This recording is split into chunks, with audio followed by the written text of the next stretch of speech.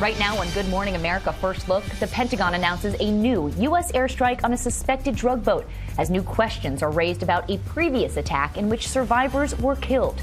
Critics claiming it was a war crime. New details about the timeline and the conflicting accounts from lawmakers who've now seen the video. What we're learning now about the suspect arrested accused of planting pipe bombs in Washington, D.C. the night before the January 6th riot. Safety in the sky, a new claim about why a JetBlue flight suddenly lost altitude. Was it solar radiation or cosmic rays from another galaxy?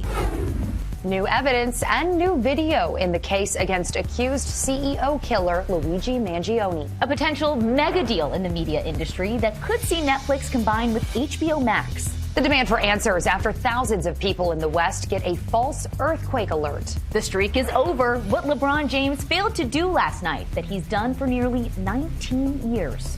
And later, the squirrel that just can't take its eyes off the TV. From ABC News, this is Good Morning America First Look. Good Friday morning, everyone. I'm Sophie Flay. And I'm Hannah Batah. Thanks for joining us.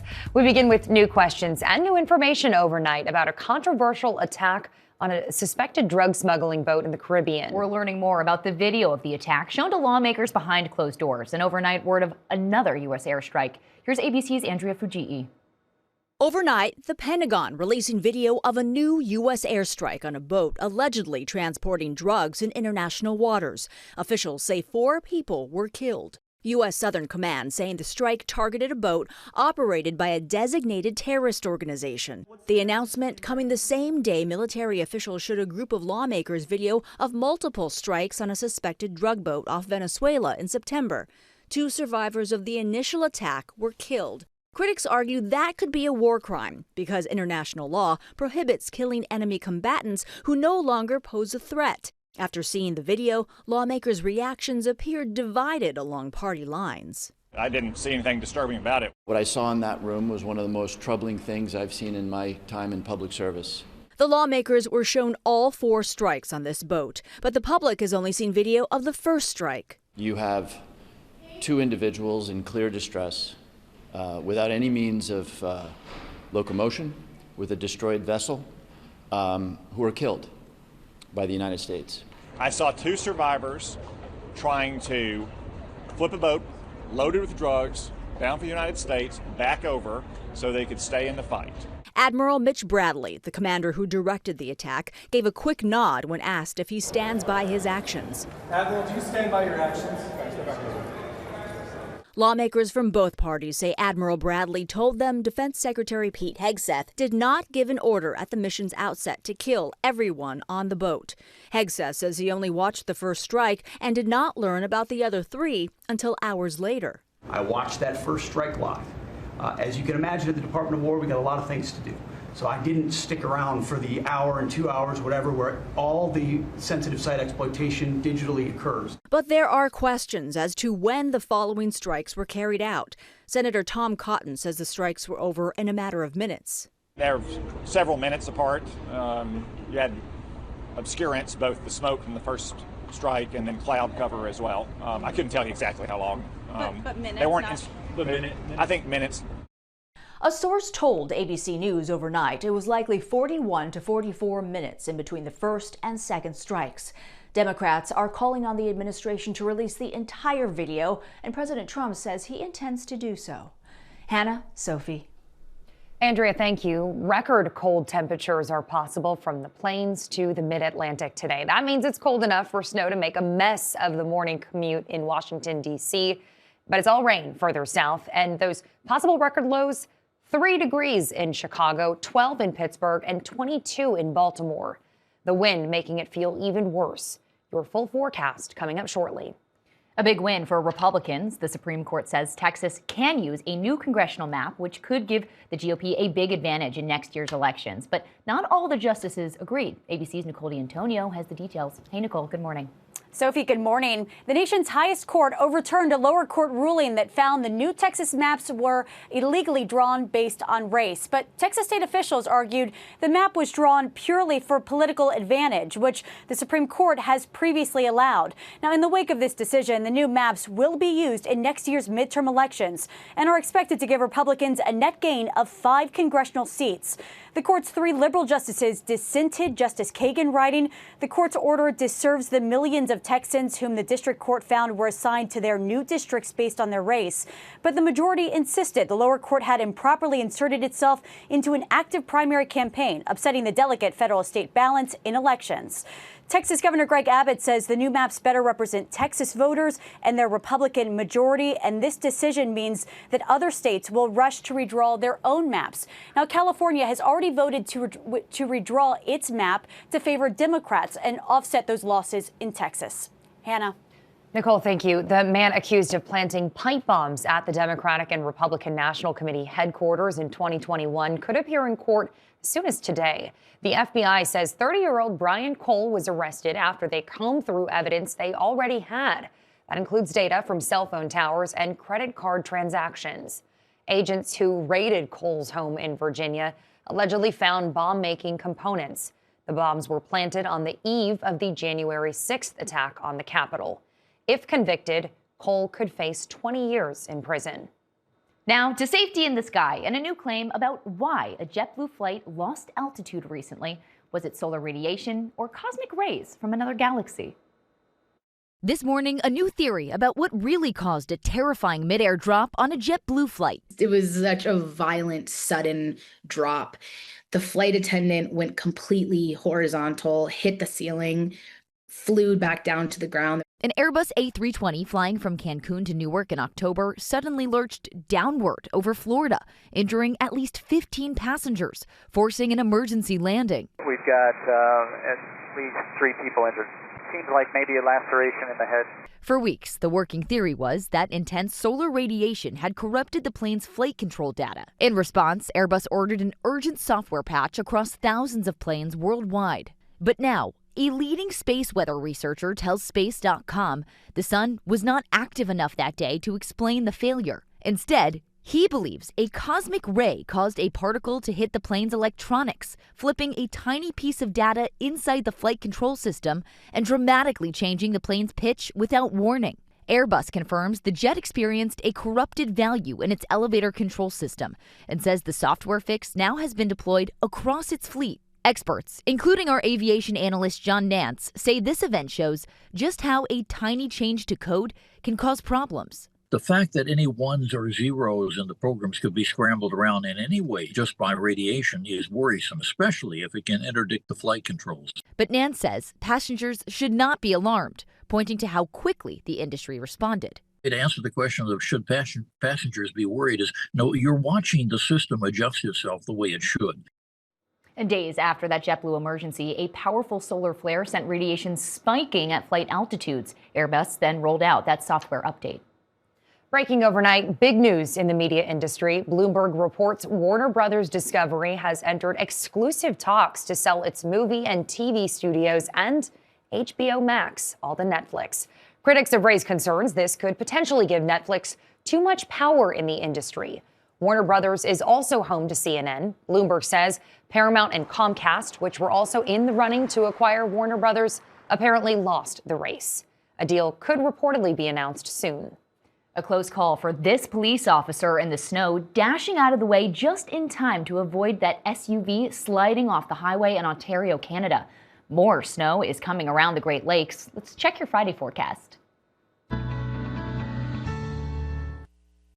Good morning. Brutally cold air over the northeast, a wintry mess across the mid-Atlantic, even some light snows from the Great Lakes back into the Pacific Northwest, nice in the southwest. Record lows possible this morning from the Great Lakes into the northeast and sub-zero wind chills to start the day. Teens and single digits along the I-95 corridor, but it's this mess across the mid-Atlantic. 1 to 3 inches of snow, maybe a glaze of ice making things slippery. Heavy rain to the south. This does move offshore during the afternoon hours, but rain showers will linger along the Gulf Coast. More showers over the weekend. That's your forecast. I'm ABC News meteorologist Lee Goldberg. Have a great weekend.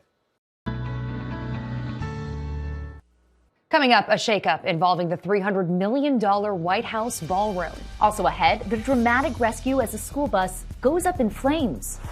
And new evidence and video in the case against accused CEO killer Luigi Mangione. The new questions being raised. The $300 million White House ballroom project has a new lead architect. The Washington Post reports the first architect clashed with President Trump over the project's size, claiming it was too big and would dwarf the main building. But administration officials say the previous architect will stay on as a consultant. A terrifying moment for children in Tennessee heading home when their school bus caught fire. The driver and several bystanders are being praised for getting all the students off safely before the bus was engulfed. No injuries were reported. The bus, a total loss. We turn now to new video and more evidence revealed in the case against accused CEO killer Luigi Mangione. This morning, newly released video of the moment prosecutors say Luigi Mangione gunned down United Healthcare CEO Brian Thompson 1 year ago. The alleged killer appearing in court once again yesterday as his lawyers try to get key evidence in the case thrown out. Also released, the 911 call that led to Mangione's arrest. I have a customer here that some other customers were suspicious of, that he looked like the CEO shooter from New York. The manager of this McDonald's in Altoona, Pennsylvania, describing the man who had taken a seat in her restaurant, saying customers thought they recognized a distinctive feature. He has his beanie pulled down, so the only thing you can see is his eyebrows. Police dispatching 2 officers. Got a call from the manager there. Customers came to her, said there's a male in the store that looks like the NYC shooter. Patrolman Joseph Detweiler testifying he knew right away it was the suspect. In court yesterday, prosecutors playing blurred video showing Mangione being strip searched and showing pictures of items they found on him and inside his backpack, including more than $7,000 in cash and a fake New Jersey driver's license. But that search of Mangione could now have major consequences. The defense is fighting to toss out the evidence, arguing police searched his backpack without a warrant and ignored his rights. Lawyers say body camera video shows Mangione signaled he did not want to talk, but officers continued questioning him for nearly 20 minutes before reading him his Miranda rights. Prosecutors maintained the backpack search was justified for safety, and they claim Mangione's statements were voluntary because he kept answering questions before he was arrested. A ruling on what evidence will be admissible at trial likely won't come until next week. After years of debate, a Vatican commission has voted against ordaining women as deacons. That means women in the Catholic Church will still be barred from presiding over weddings, baptisms, and funerals. The report left open the possibility to study the issue further. Now coming up, the new list of most reliable cars. Also ahead, the demand for answers after thousands of people in the West get a false earthquake alert. New images of 2 window washers left dangling 15 stories in the air after their mechanical basket malfunctioned outside a building in Northern Virginia. They were dangling for about 2 hours with safety ropes holding them in place until those rescuers arrived, with their platform hanging at that 45-degree angle. Now, the men were eventually lowered down with a fire truck ladder. An investigation is underway into a frightening false alarm. Thousands of people in the West got the alert about a significant earthquake. Thousands of people across Nevada and California woke up Thursday to this startling alert, warning of a 5.9 magnitude earthquake. The twist? There was no earthquake. I was driving in the area of Dayton and didn't feel anything. So it came to my surprise because something at 5.9 we would significantly feel. The supposed quake was centered in Dayton, Nevada, northeast of Carson City and Lake Tahoe, but warnings spread all the way to the San Francisco Bay Area. The U.S. Geological Survey quickly deleted the warning from its website, saying the event did not occur, adding it was looking into why the warning was issued. The messages that hit cell phones telling people to drop, cover, and hold on were generated by Shake Alert, a system designed to detect earthquakes the moment they begin. Officials stress human error was not the cause of the false alarm. The system is completely automatic and everything happened without human intervention. So one thing we're looking at really closely is the information that was gathered from the field from the sensors. Multiple earthquake detecting stations in Nevada did register shaking, but it's unclear why. But as confusion spread, fake images of destruction began circulating on social media. If it's coming out from your local officials that it did not happen, hopefully you trust that message and not the AI generated. Although there's some very close fakes out there that you have to watch out for. Had the quake actually happened, it would have been one of the largest in the U.S. this year. Officials say the Shake Alert system has accurately detected most earthquakes. Consumer Reports is out with its new list of the most reliable cars. The top 5 this year, Subaru, followed by BMW, Porsche, Honda, and Toyota. But in terms of improvement, Tesla made big strides in the last year. As for the big 3 U.S. automakers, Lincoln was tops, while Dodge and Jeep ranked among the lowest. Coming up, LeBron James's historic streak is finally snapped. How it happened. Plus, a high school choir gets this surprise visit from Hugh Jackman.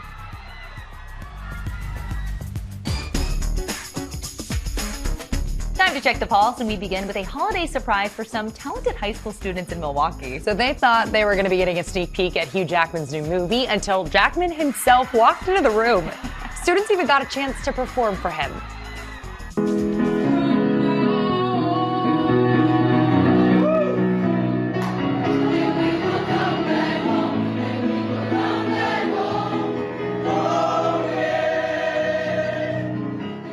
Jackman came bearing gifts, brand new instruments for the entire school. He encouraged those students to follow their dreams.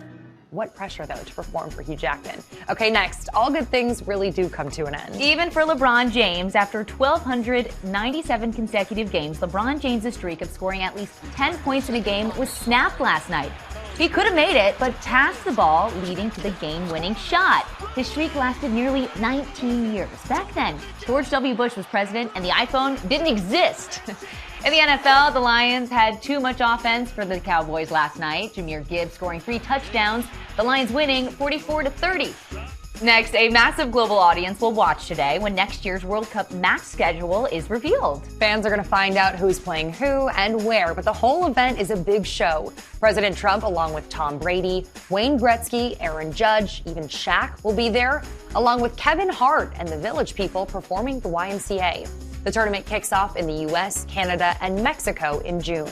Next, the color of the year has been announced. Introducing Cloud Dancer. The company Pantone describes it as a serene white neutral that invites relaxation. It selects the color of the year by analyzing trends. And finally, if you've been binge watching Stranger Things, you're not alone. No, it's not just people. This squirrel was totally into the show, watching through the window of a home there. I wonder who his favorite character is. Top headlines next.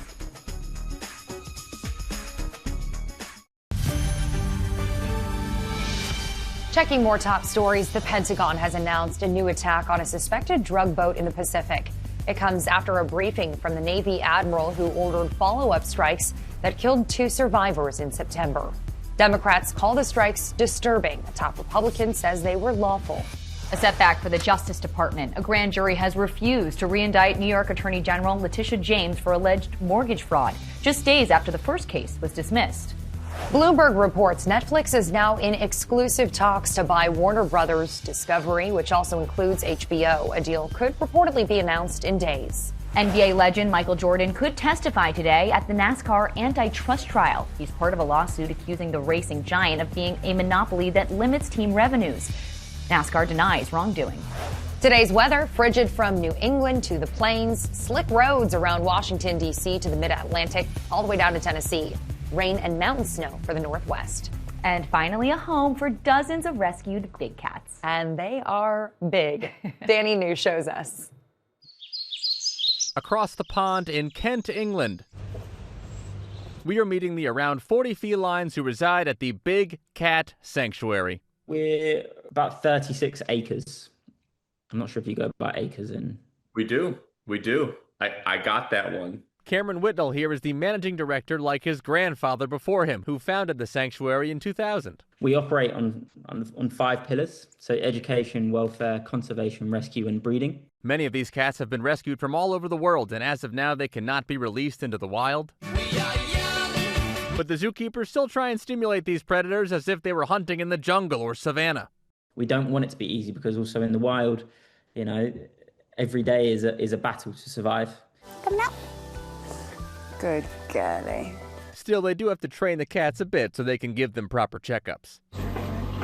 Now, you may have seen our reporting a few months ago on a lion they rescued from Ukraine named Lyra. You may specifically recall that she required the removal of an infected 8-inch tooth.